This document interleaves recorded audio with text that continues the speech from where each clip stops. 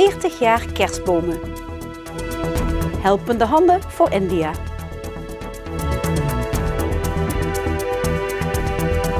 Het is vandaag 8 december. Dit is het Pelemaasjournaal. Met Sinterklaas achter de rug begint de kerstvier langzaam op gang te komen. En dus worden de eerste kerstbomen alweer verkocht. Het kopen van de bekende naaldbomen is onverminderd populair. En dat merkt Haijeuke ook. Al 40 jaar weten veel vaste klanten de verkoper in Venray te vinden. Wat maakt het nou zo mooi om dit 40 jaar te doen? Ja, het is een artikel, kerstbomen, om te beginnen verkopen, maar we telen ze ook. Het is een prachtig product om te telen. Ik probeer er een hele mooie boom van te maken. Ik knippen, snoeien.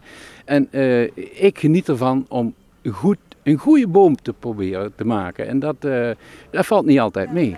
En waar geniet je van? Van de mensen die allemaal met goede zin hier binnenkomen. Dat is gewoon zo. Ze komen allemaal toch met goede zin. Ze gaan een kerstboom kopen. Vanwege het jubileum wordt er een schilderij verloot onder alle klanten. En iedereen krijgt een kopietje mee naar huis. Er zijn al veel bomen verkocht, want dit jaar begon de verkoop erg vroeg. Afgelopen weekend, Sinterklaasdag, 5 december en 6 december. Dat was voor mij ongekend zo druk als het was in dat stadium. Nog nooit zo gehad dat ik al voor Sinterklaas of met Sinterklaas al zo druk had. Dat lag natuurlijk ook aan dat dat net een weekend was. Maar normaal gesproken begint het echt pas na Sinterklaas. Maar nu was het met Sinterklaas, dus 5 december, zaterdag en zondag. Het was niet normaal, zo druk. Met de vele keuze in bomen is de logische vraag natuurlijk, wat is dit jaar de mooiste boom? Het is eigenlijk al jaren zo dat de Nordman wel de Rolls-Royce onder de kerstbomen is. Dat is echt zo. De Nordman die is ook populair omdat hij in de media wordt gepromoot. Maar er zijn nog diverse andere soorten die naaldvast zijn en niet prikken. Maar de Nordman, ja, dat is wel het pareltje in de bomen, vind ik zelf.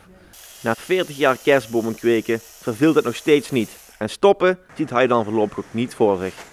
Er zal een moment komen, maar ik denk niet aan het stoppen. Want ik voel me goed en het is geen straf om te doen.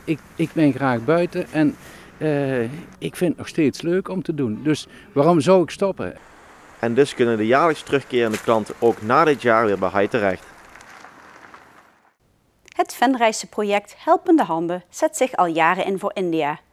Ook nu er grote overstromingen zijn in het land. De overstromingen in India hebben ook het project Helpende Handen getroffen, vertelt voorzitter Bart Veldpaus.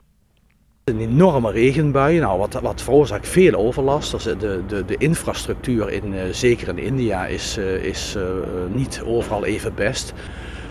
Veel is er weggespoeld, beddengoed, voedsel wat opgeslagen stond.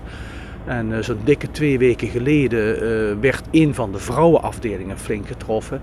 En die vrouwen zijn gelukkig midden in de nacht in veiligheid gebracht door het personeel van Helpende Handen. Maar ondertussen, ja, het water stijgt en stijgt. Helpende Handen probeert mensen in het gebied te helpen door ze kleding, dekens en eten te geven. Helpende Handen is een groot project waar verschillende mensen opgenomen worden. Het betreft weeskinderen.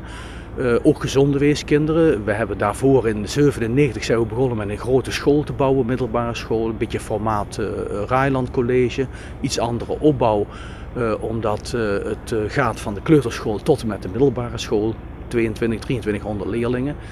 Nou, die weeskinderen, dat zijn er zo'n 400 momenteel. Dan heb je veel volwassenen, dat zijn allemaal mensen met een verstandelijke beperking of een psychiatrisch ziektebeeld. En vaak zijn ze ook lichamelijk gehandicapt. En dan heb je nog een hele grote groep ouderen. Betreft mannen, vrouwen en dan in totaal wonen er nu zo'n 2000 mensen. Veldpaus hoopt dat er meer aandacht komt voor de problemen in India.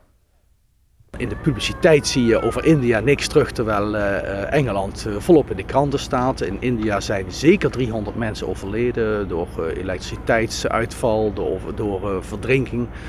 En daar hoor je weinig of niets van, terwijl ik denk van, goh, ook een grote impact voor de bevolking daar. Minstens 1 miljoen mensen zijn getroffen, zeker 100.000 mensen hebben haven en goed verloren.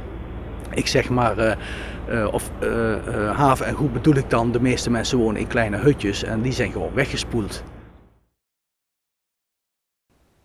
De aanleg van de ijsbaan op het Schouwburgplein is vandaag in alle vroegte begonnen. Stichting Winterpret Venray is erin geslaagd om samen met onder meer Stichting Venray Centraal en schutterij Het Zandtakker Gilde Sint-Jan Venray een ijsbaan te realiseren in het centrum van Venray. De officiële opening vindt komende vrijdag om 6:30 'avonds plaats. De piste blijft tot zondag 3 januari in het hartjescentrum liggen. Stichting Wielerpromotie Venray gaat in september 2016 een Noord-Limburgse wielerweek organiseren. Gedurende 8 dagen zal Noord-Limburg in het teken staan van de wielersport. De wielerweek bestaat onder andere uit een proloog, een criterium, een ploegentijdrit, een BMX-wedstrijd, een toertocht, een wielercafé en een wielersymposium. De Noord-Limburgse wielerweek begint zaterdag 17 september en eindigt zondag 25 september. De bedoeling is dat de wielerweek in heel Noord-Limburg plaatsvindt.